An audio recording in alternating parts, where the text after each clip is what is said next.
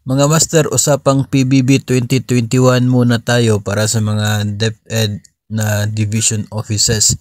Ngayong araw, ito pong mga division sa Region 13 or Caraga. Division of Bislig City, Surigao del Sur, Tandag City, maging yung Agusan del Sur at Agusan del Norte.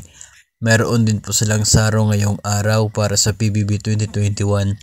Na mga non-teaching personnel po ito, no? Mga division-based personnel na naghihintay sa PBB 2021.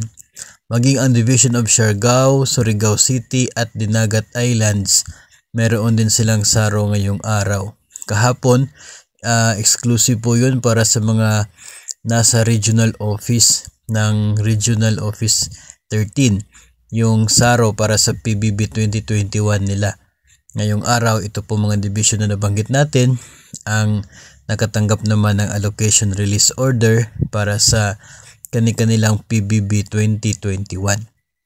Ang PBB 2022 naman mga master ay patuloy pa rin na hindi pa nabigyan ng allocation.